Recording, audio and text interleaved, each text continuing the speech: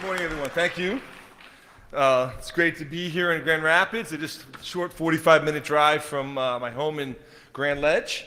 And wanted to, first of all, just say a little bit about my background in this talk. You know, looking at the agenda and looking at the topics that you're going to be hearing about the next 2 days, this is a little bit different. You know, most of the topics are around the technical. I think of we think of people, process, and technology, right? And most of them are around the technology and how you grow in that area, and you're here for that. A lot about process, and this is really more on the people side. So I want to let you know where I'm coming from before I start off and kind of tee this up, what we're going to cover in the next 45 minutes. And then I want to open up to some questions, maybe take about 10 minutes of questions from the audience. I am the Chief Security Officer for the state of Michigan.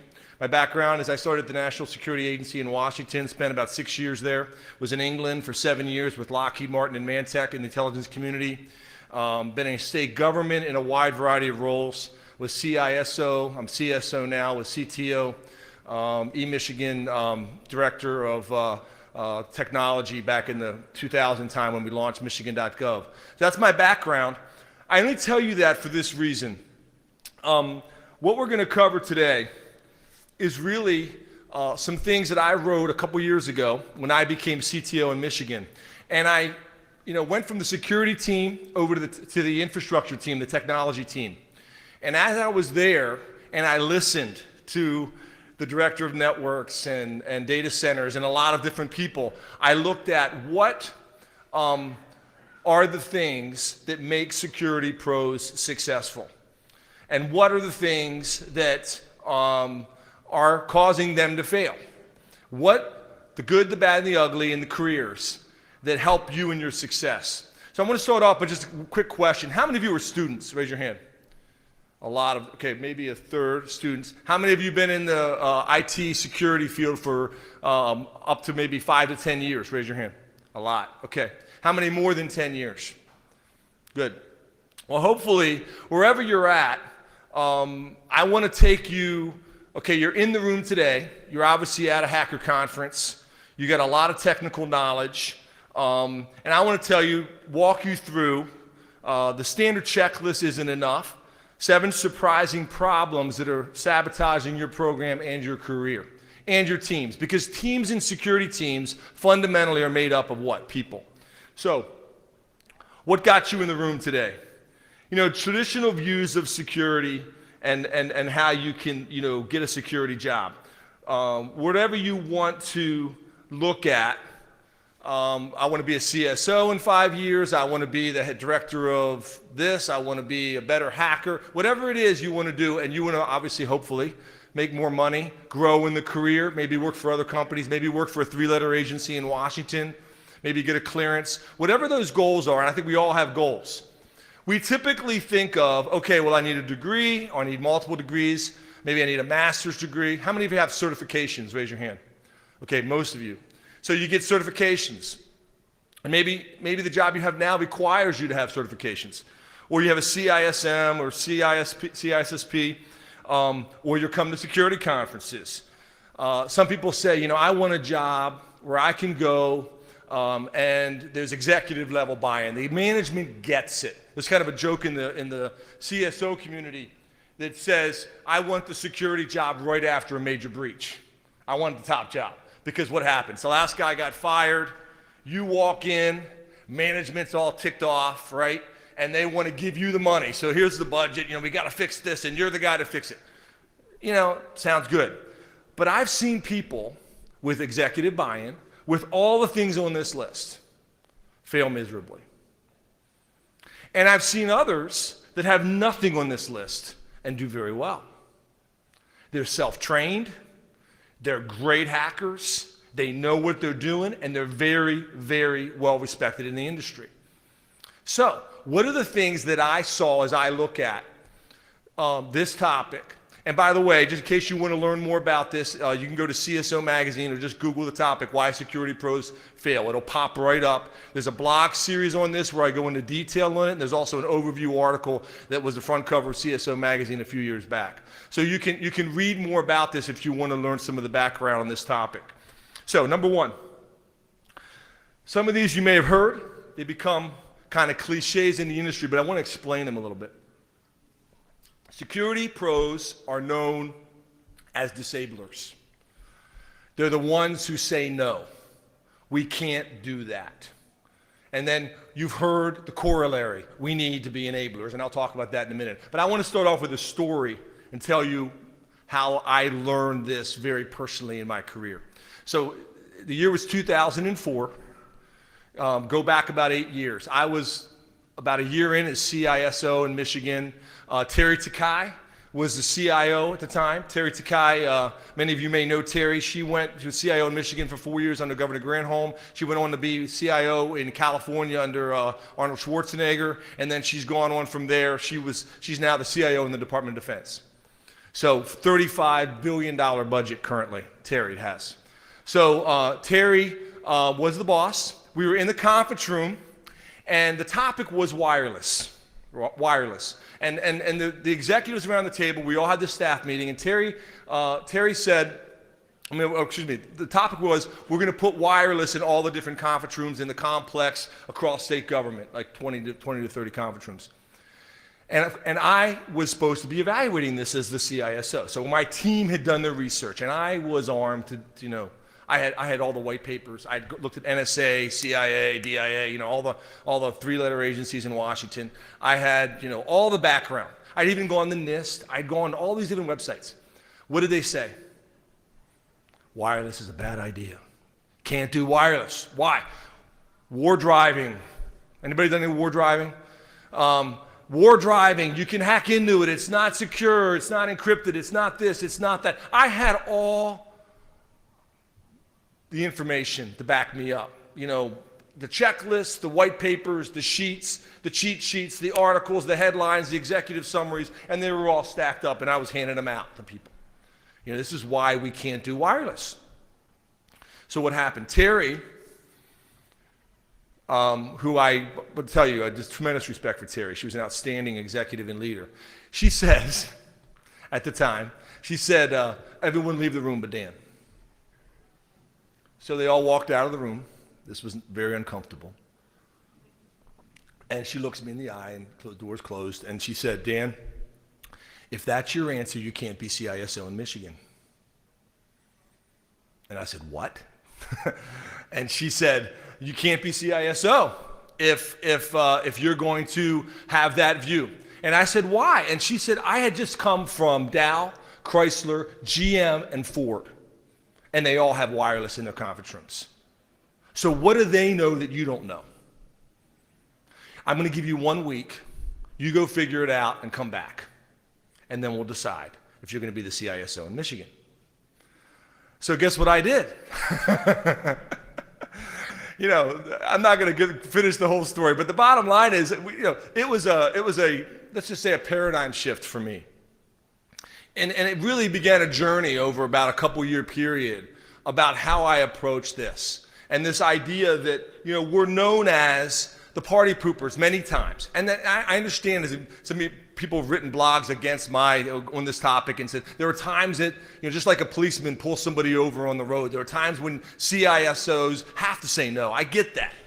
But by and large, the answer should be we're coming in, we stop saying no and be known as enablers. No as somebody, are you bringing problems or are you bringing solutions? Are you coming to the table with 10 reasons why we can't do something, or are you looking around and finding out how other people are doing it and then bringing that to your team, to your management, to your business areas? Are you someone who is seen as an enabler or as a disabler? And I understand, just like a policeman pulls people over on the road, we all have felt that feeling, the red light, pull them over to the side, we're not too happy to have policemen at that moment, right?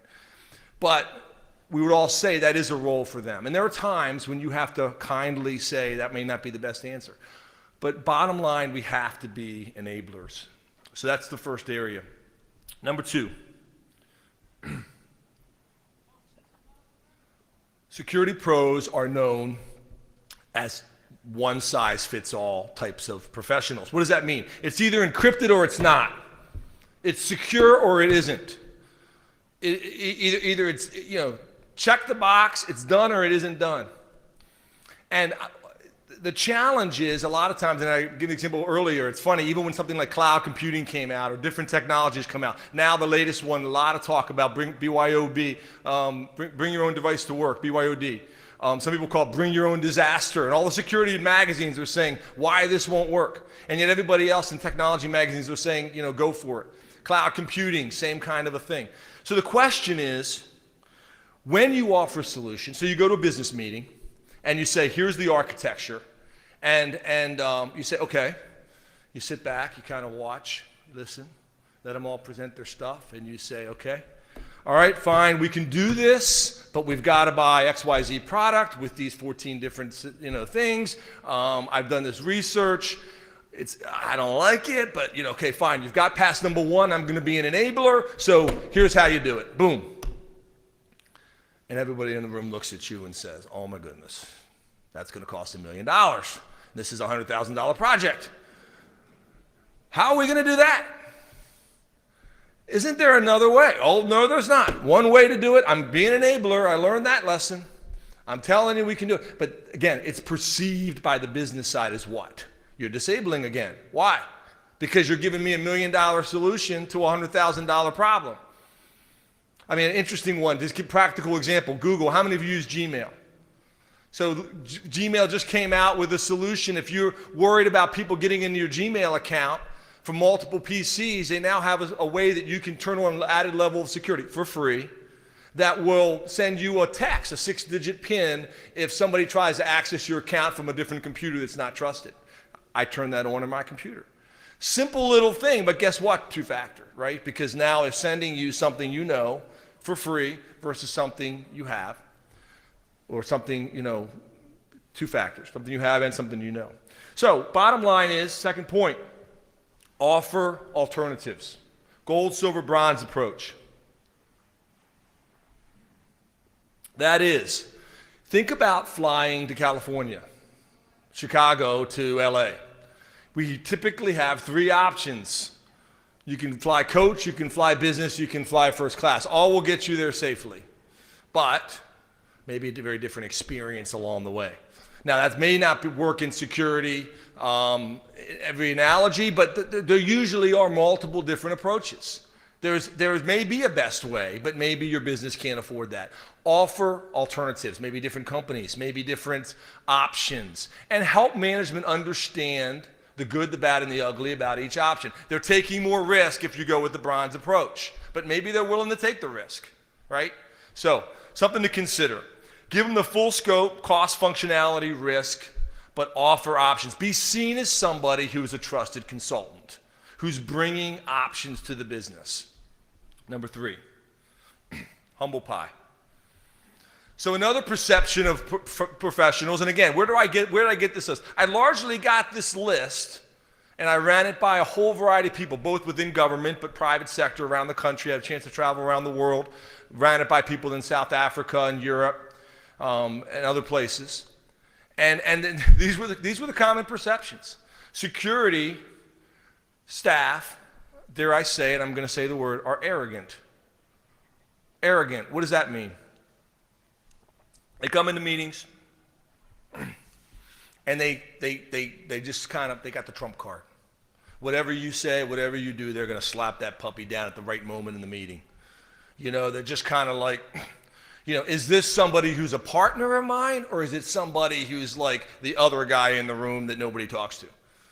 That kind of a perception. The thing I would say here is this: why do we have security? Think about this a minute. Why do we have security? At a very basic level, many of us work for a wide variety of businesses here in Grand Rapids and all over, maybe Michigan, Ohio, Indiana, wherever you come from, Illinois. And you're there because we're trying to do what? We're trying to do government services. We're trying to run an airline. We're trying to get people from A to B. We're trying to sell a product. We're trying to whatever. Security is a service as well, okay? Keeping that in mind, it seems obvious, but a lot of security pros, especially after you go to tons and tons of security conferences and hang around with security people all day, often come across as always right and not understanding the bigger picture.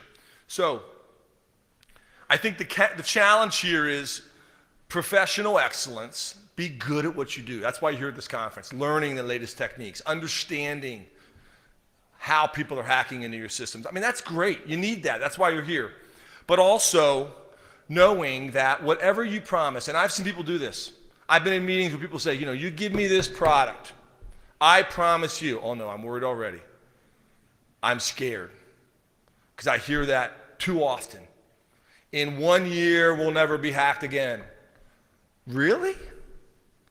The bad guys are out there getting better all the time. They're learning. Whatever walls you're putting up, whatever security protections you're putting up, they're going to try and get around those. And they're always going to be creating new ways of trying to break in, right? So, knowing that the bad guys are getting better and that they're continually trying to improve, be careful of what you promise, and know that, look at blind spots. So how do you see what your blind spots are? One of the ways I do that is I try and ask people. You know, every one of us, we don't get along with everybody. You have best friends and good friends, and hopefully you get along with most people in the enterprise. But there are going to be people that you perceive as maybe, I don't want to say adversaries, but maybe people in the organization that you don't, maybe not your best friends.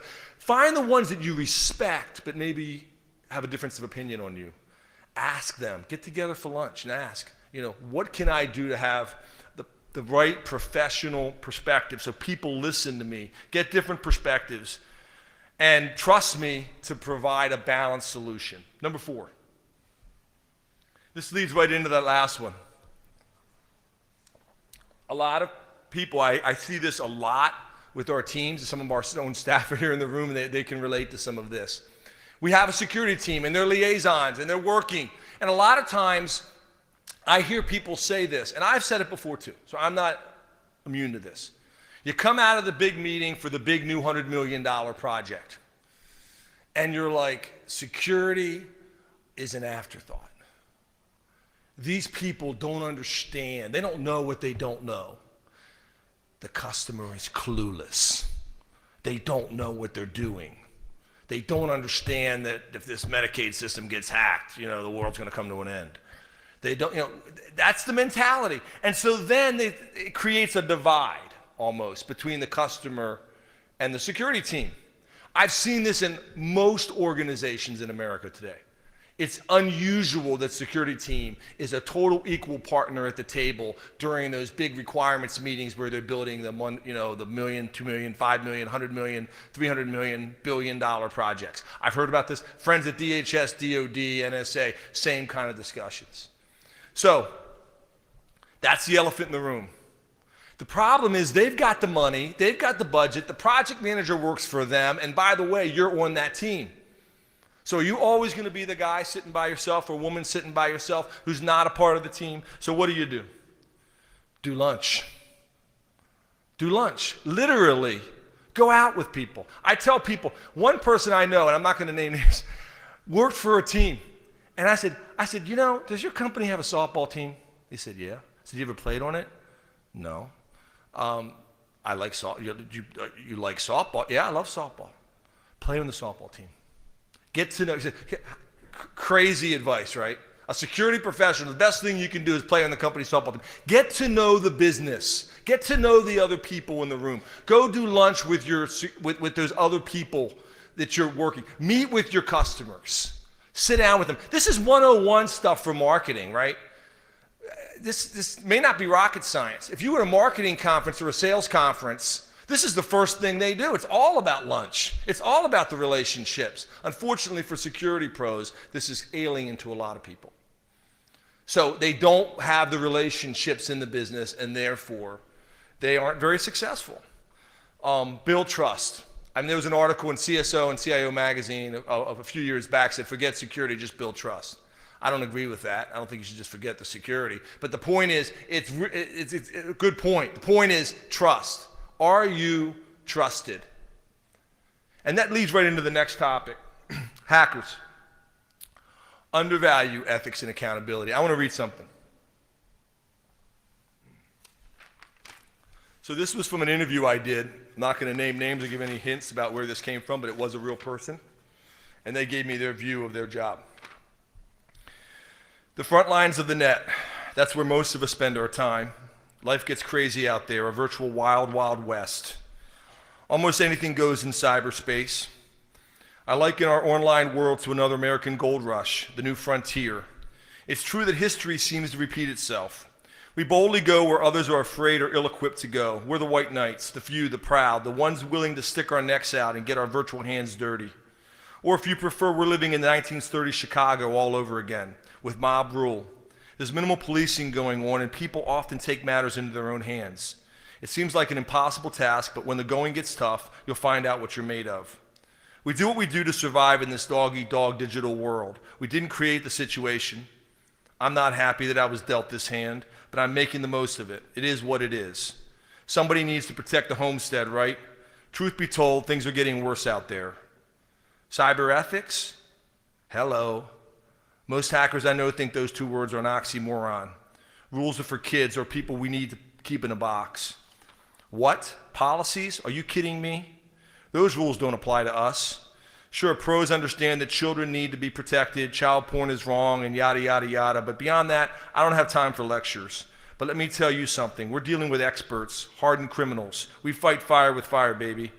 Look, this is the big leagues, not some single-A farm team out there in the bushes. We're not in some global game of Halo. We've got real work to do. The bad guys are getting dangerous, real dangerous. They don't understand our civil, respectful way of life. They just keep hitting us hard. Sure, it's tough. I'm tired. There are no timeouts. We get a little sleep when we have time, but then we're right back on it. We have to be right every time. Cyberspace never sleeps. This is war, baby. Cyber war. All is fair in love and war.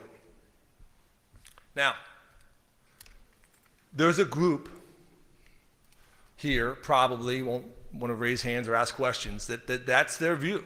That's their kind of their worldview. This is what I want to say about cyber ethics. You know, you could talk there are whole conferences on this topic, but I just want to say a few things. The better you get at what you do, you learn what the hackers do, you're learning the techniques in these next 2 days, you're perfecting your craft. You're understanding the underworld. You're understanding the attackers. The better you get at what you do, the more you learn, the more skills you develop, the more you're going to be tempted. And what do I mean by tempted? Tempted to go to quote unquote the dark side. And what I mean by that is this, that think of somebody who's arresting FBI, arresting drug addicts, drug lords, whatever it might be. And they find a stash of cocaine. They find a stack of money sitting there on the table. And they're tempted to take some. Nobody's looking. Stack of $100 bills. I'm only making, oh man, I'm not making enough. Tough, man. You know, there it is. Nobody's looking. Same thing in the cyber world. It's a slippery slope. Cyber ethics is key. And I see people, you say, you know, we're exempt from the rules. Why? We are, we're the administrators. We're overseeing this stuff. We have to do A, B, and C. I understand that. You have a job to do, and you're an expert at doing it. Great, wonderful. But do you take it to the next level? Do you then say, well, I don't have to, those rules about visiting inappropriate sites, those rules about looking at files. Yeah, of course, I take a peek at, who just got promoted, how much so-and-so got for their raise, and before you know it, slippery slope. And they find themselves down a road. Now, why do I say this? People fail. I've seen people in state government walked out of the buildings with handcuffs on. I've seen it. Respected pros arrested, in jail, felonies. Yes. And the thing is, it's always somebody else, right? Who's worse? We all compare ourselves to Hitler, we all look good. There's always somebody worse than us, so we never have a problem in this area. So what do I recommend? I say, do you steal files but call it downloading? Do you bend the rules, acceptable use? Insider threat. Are you an insider threat to your company? Really? I've seen people bring down a company, an organization, a reputation, of a whole group because you get a bad apple. Couple of advice. I'm going to talk a little bit this more at the end. Find a mentor. Find somebody you trust who's maybe older, maybe more advanced in the industry. Be accountable to them. And I want to talk about accountability for just a second. People, I think, in our society have the view that accountability is for losers. If I'm good enough, I don't need to be accountable to anybody. I'm a Lone Ranger. Back to the story. I'm Wild Wild West, man. I'm out there. It's me against everybody. It's me in the prairie, cyber prairie. Problem with that is, think about life. The best quarterbacks in football have a football coach. The best quarterbacks, and they have somebody who holds them accountable. Did you do the exercise? Did you throw the ball 50 times a day? Did you do this? Did you do that? The best musicians, the best of the best, get to be what? Accountable. I'm really good. I'm the best at the University of Michigan. And guess what? I get to now be under the top pianist in all of North America. And I'm going to go be with them for 6 months. Right? Right? The hackers know this. The bad guys know this. The dark side knows this. I'm going to go work with this person. He's the best hacker in the world. I'm going to be what? Accountable to that guy. You need that on the positive side as well. We need to be accountable. I need to be accountable. CSO, State of Michigan, I need to be accountable. And people don't think that way. That's foreign to probably most of you. Maybe not all. But I'm just saying, having a mentor, having somebody you talk to, practice virtual integrity. I wrote a book called Virtual Integrity. I'm not going to push that, but if you want to go read it, I talk about this in a lot of detail, cyber ethics. I think it's very, very important. I've seen it bring down entire programs and individuals and careers. People who are very, very good blow it. So what do I mean by that? A word about integrity. We all talk about integrity. We need integrity. You know, it's the elephant in the room, doing the right thing when no one else is looking. We talk about core values, ethics, integrity, professionalism, honesty, excellence, respect, responsibility. How do you do these things in cyberspace? I'm not going to give you an answer today to this. You got to figure that out, what your values are. I'm not trying to impose values on you. But whatever your values are, I challenge you to have a mentor and be accountable to your teammates and ask them whether or not you're living up to what your standards are. And constantly ask this, because otherwise you'll be going down that cyber ethics slippery slope. You know, we talk about some cartoons here, you know. For me, it was an embarrassing YouTube video, unemployment due to stupid personal stuff I put on my Facebook page. You know, we talk about reputation. You all in this room are way beyond this, but I mean, clearly there's a lot of self-destructive behavior that's going to hurt your career. What do you have to lose? You got your job, you've got your career, you put a lot of time into it. Like I said, I've seen people that were fired. I've got a family that relies on me for an income. I have 4 kids. I have an example I'm giving. I've got my bachelor's degree, my master's degree. I put all this time in, and I could sacrifice my future. I think about this every day, because I've seen people blow it for 10 to 15 to 30 minutes in cyberspace. I've seen it. Give it all up. Boom. Marriage, family, divorce, whatever it might be. Again, you have to decide where that line is. Number 6. Burnout. Now, I'll say this. One thing about this job, how many have seen Die Hard 4? Die Hard 4. It's great, you know, there's a lot of good cyber movies out there, and a lot of people get into this field because they have that view. That's what it's like to be in cyber, to be in this business. Is, Bruce Willis, and, he meets the hacker kid that, he's got all these different friends that are in the, hacker world, and they kind of bring down the infrastructure in Washington, D.C., et cetera. And in the state of Michigan, over the last 10 years, almost every year we've had some major incident, everything from the power outage, but to major malware outbreaks, major incidents where our team is in there. Some of the people in this room have been in our kind of bunker, our bat cave for, 4 18-hour days or maybe a week, just, nonstop, literally throwing pizza over the wall because they're just, doing stuff that needs to be done to protect the enterprise. I'm not talking about that. Some of you love that stuff. I actually enjoy it too. My family doesn't like it so much, but it's almost like a rush because you're in this. Now, as I say in my blog, in those cases, usually afterwards management, there's, thank you for saving the enterprise, and, it's kind of like Star Wars, there's an award given and everybody gets some kind of bonus or some kind of, certificate from the governor, and, we all march up on the stage and take a week off or whatever, that is part of the job. What I see happening with a lot of cyber pros is they lack a sense of work-life balance. And this is a challenge, and I don't want to belabor this point. We all have to figure out what this is for ourselves, whether it be exercise, eating right, those kinds of things. Again, this is basic working 101. But I think what people miss is this, in the cyber world, the security world, is they think they're in a sprint. They think they're in a 1 mile, they're in the 100-yard dash, or maybe they're in the quarter mile or the mile.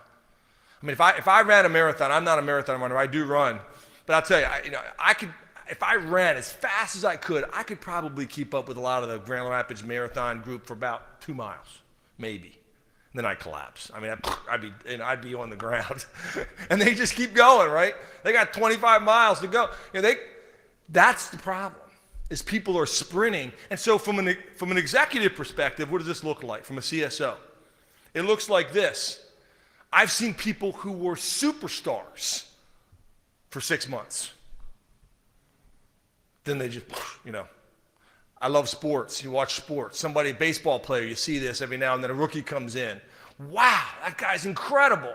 Batting 380, 40 home runs. And then all of a sudden, pew, off the radar. Just, 180, everybody's, the league figured out he can't hit a curveball, right? And now just falls off the radar. Nobody ever hears from him again. Happens in cyber world. So what does that look like? Look for warning signs. Again, have friends ask you. Stress will come at seasons. Prepare for that. Think of your career as a marathon. Have a strategy. Be willing to adjust and stick with it. So there's some tips in the blog about how to do work-life balance. But think about that. Sometimes I just say take a step back. And again, I'm looking broader here than just your job and your career. I'm looking at family. I'm looking at, what are you involved in the community? I'm involved in my church. Different people are involved in different things. I mean, and I've seen this be a problem for people. Number 7, too much inside the box thinking. So let me read you something. This is, how many of you have heard of the Pareto principle before? A few. Some of you probably know it as the 80-20 rule. But it says this, and it's true and it works. John C. Maxwell has a book on Leadership 101, what every leader needs to know, and I think what every cybersecurity or hacker needs to know as well. 20% of your time produces 80% of the results. 20% of the people take up 80% of your time. 20% of your work gives 80% of your job satisfaction. 20% of the people will make up 80% of the decisions.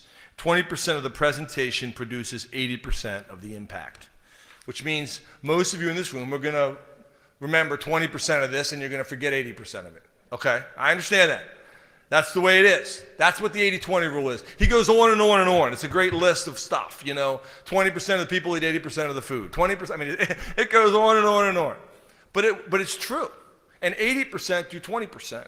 So the challenge is to look at your role and what you're doing now, and maybe you're very, very good at it, but think about where you want to be, talking 5 years out, 8 years out, 10 years out, is move beyond your position description. So first and foremost, I want to say this. You got to respect the box placed around your position description. So what do I mean by that? I start off by telling people that you have a position description. You have a job. Every one of us has a job. I have a job. If you don't do the basic things in that job, you will be viewed as lazy, and you will be viewed in the enterprise as somebody who's not productive. And that we all know people, bottom line, right? We know people that are great. They're running the fun team. They're doing this, they're doing that. They're all over the corporation, but they're not doing their job. So you don't want this to be a problem. So you need to know this. Respect the box and make sure your boss and the people around you believe you're doing a competent job at your basic duties. Kind of goes without saying, right? But then, Raise your hand and volunteer. Generate new ideas. When an idea fails, try it again. Think outside your organization. Join external groups. You're here, right? Build teamwork skills. Be the go-to person for answers. Share knowledge and solutions. This is how you get promoted. This is how you get your boss's job. This is how you move on. You're the person that people go to for ideas. People think, and I'm telling you, it's true of a lot of hackers, not all. It's true of cyber experts. I got to keep this myself. It's me in the cyberspace, right? We need to work as teams together. Share knowledge. My brother said something to me once I think is pretty profound. I don't know where he got it from. I think I attribute it to my brother Steve, but it might have been somebody else. And he's about 12 years older than me. He lives in Maryland. He's worked for about 10 different computer companies in his life. He's been a salesman all of his life, technical sales. Multi-millionaire, big house. So he's one of these guys, you say 95% of the people make 5% of the money, 5% make 95% of the money. My brother Steve's in the 5%. I mean, everywhere he's, been, Steve has, been on the Platinum Club, going to Tenerife, going to Great Barrier Reef, going all over the place. And he says this about sales, and we're all in sales, by the way, whether you believe it or not. You sell your ideas, you sell your skill set, you're selling your abilities to those around you. We're in sales. Steve says, this is what you need, it's 5 things. The right idea, or the right product, whatever it is, at the right time, with the right price, and the right salesman, and the right person you're trying to sell to. There are different renditions of this, but it's got to be the right person, the right place, the right time, the right salesman. So what does that look like? I have a great idea. Somebody up here in the front row needs to buy a watch. It's a great watch. It's an awesome watch. It's just what they're looking for. It is a great price. I like them, they like me, and they say, damn, I can't buy it. Why? I just bought one last week. Wrong time. Right? Or great product, great salesman, wrong price. Too expensive. I can't afford that. I can't pay for that. That's too much. Or what do they say? Great product, great price, right time. That guy is a blankety blank blank. I am not buying anything from him. Wrong person. Right product, right price. Wrong person. So why do I tell you that? Only from this. We got to think in these terms as far as your ideas. Many of you in this room, and I mean this, many of you in this room have great ideas that could help your company. Great security ideas. You're thinking of something right now. Maybe you even think of starting your own business. You've got a great idea, but you know something? You say, well, I tried that a year ago. I tried that 2 years ago, and nobody listened to me. And I'm not ever going to go to my boss again, never bring that up again. Why? Maybe it was the wrong time. Are you the right person to deliver the message? Do they trust you? Are you the trusted messenger? Maybe you need to get a friend to help you. All I'm saying is think in these terms, because these are the things that I see impacting people's careers. Now, some of you are probably thinking is basic stuff, but I'm trying to help you in your career. This is about helping you individually and your teams be successful, because I see this stuff limiting people. I see it limiting. Why aren't they making that decision? It was so obvious that we need those new firewalls. Why is management not buying that equipment? I don't understand what's going on here. What the heck is happening? Really? Really? What did you do last week to that person? No wonder they're not listening to you. I got no relationship with this team. Nobody knows who you are. We don't trust you. Are you delivering the right message? These are the things I see happening, okay? So I'm just trying to go with that. A couple quick things, I'll take some questions. So hopefully you've got questions. In about 5 minutes here, I'm going to open it up to some Q&A. These aren't in the blogs, but I would just challenge you to measure your success. If you think you got these things nailed, and by the way, when I do a wrap up here in a second, I know that everyone in this room doesn't have all these 7 issues. If you walk away with 1 or 2 of these things to work on, I think it will be a success. I'm not trying to say that everybody's got all these problems. That is not my point today, okay? I need to improve in these areas. These are areas we can all improve in. But my point is that pick 1 or 2 and work on it. Measure yourself. Do you benchmark your team? Do you benchmark your career? Do you look at the people around you? I was just down at GE yesterday. I got a chance to spend some time down in their new facility down there in Ypsilanti. Wow. Awesome team. They're at 850. They're going to go to 1,400 people. If you're looking for a job, GE's hiring like crazy. They said they can't find enough good security people. So, I mean, they're hiring. So, the guys are laughing in the back. Are they from GE? Okay. So, give yourself, your team, an honest appraisal. Establish partnerships. So, what do I mean by this, real quickly? Look, it's tough out there and many people unemployed. We can't do everything well, nor should we try. So for Michigan security team, I'm not going to talk about this. I was asked what to speak about, and I offered up some other things. What's Michigan doing about security? That's a whole other presentation. I was asked to really speak to you about your career and these topics today. But we need to partner with others. We partner with universities. We partner with Department of Homeland Security. We partner with other states. We partner with law enforcement. We partner with the FBI. We partner with the department, right down the list. We've had other governments in other countries call us. Can we partner? So the point is this. I'll give you one example. Threat intelligence. We don't do it very well.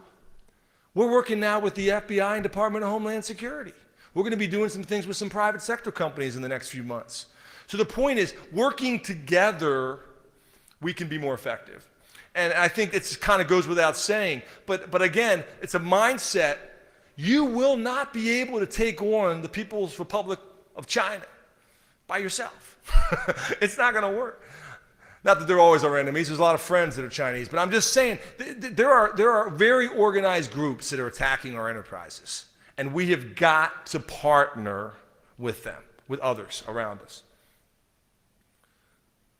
I talked about mentors, benefits of a mentor. I'm not going to dive into this, but there's a lot of benefits. If you've never even thought of this before, go out and spend 15 minutes about mentors, having a mentor. One thing they've shown, a lot of statistics out there, and this is all kind of soft stuff, but it's pretty amazing when you look at the numbers. I mean, hard numbers. That if you have a mentor, you're like 3 times more likely to get promoted. You're 3 times more likely to achieve your career goals. You're 5 times more likely. I mean, it's right down the list. There's studies on this stuff, okay? I'm not making this up. This stuff is out there. You can research the numbers. Being a mentor, and some of you may say, well, Dan, come on, I'm going to retire in 3 years. I'm beyond that. I'm at the twilight of my career. I want to hit the golf course. Well, maybe you could mentor somebody else. Maybe you could mentor someone in this room that's young, who's just starting their career, and you could help them and pass on the legacy to someone else. Give back, sharing knowledge, increases your own self-worth. David Bean, my boss, CIO for the state, he often talks about reverse mentoring, bringing in 20-something people to help executives understand, things like social media and kind of the new, I guess that's a pretty cool idea as well. So it's a two-way street. I think mentors gain from it as well. Leads to personal and professional satisfaction.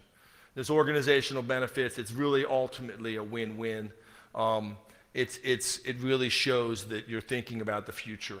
So I want to just wrap up by saying, really, it's wherever you're at in your career. This is the last slide. We'll take some questions. Wherever you're at in your career, take an honest assessment of yourself and look at these 7 areas. Do people see you as a disabler? Be known as an enabler. Stop saying no. Make things happen. Offer solutions. You always hear that. Do you bring me, executives, are you bringing me problems or are you bringing me solutions? That's a common statement. You probably all heard it 50 times. But it's very basic. People come to me, we got a big issue, Dan. I love to hear, I know exactly what we need to do. Here's why.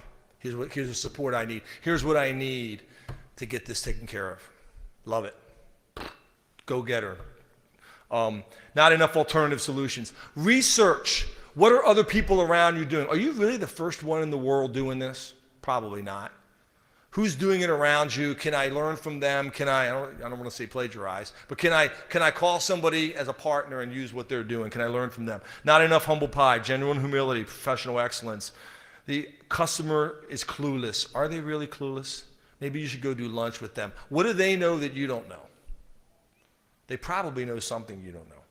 Prove the relationship, build trust. Are you an insider threat?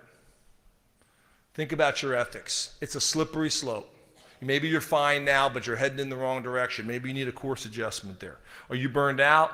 Perseverance and work-life balance. Remember, your career is a marathon, not a sprint. It doesn't end when you're 30. It's going to go on. Think long-term. And then if your perspective is stuck in a box, move beyond your position description, build teamwork skills, enlarge your network in the industry. You're here today. That's good. What got you in the room isn't enough to be successful. You need to look in the mirror and recognize that you are the biggest hurdle. Make yourself a member of the team. Step back, be honest, and start your journey. Okay, let's take some questions. We got 10 minutes maybe? 5 minutes? First question's the hardest. Yeah, question there.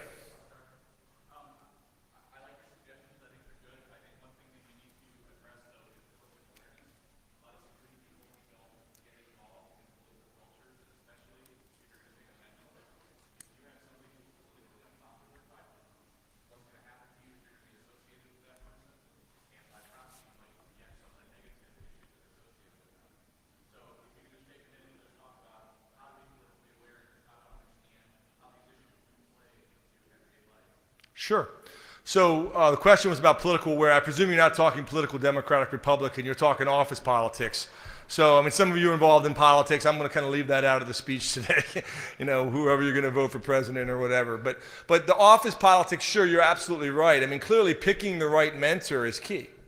I mean, you know, knowing somebody who you respect, who's respected in the industry, somebody who you feel like you watch the way, you know, hopefully you know them, or you've watched them in the industry and you respect them, and who has demonstrated, I would say, through their career, that they are successful and they have successfully navigated the politics. Because you're absolutely right. I mean, it is a challenge. It is a challenge in government. It's a challenge in the private sector. There's always office politics going on.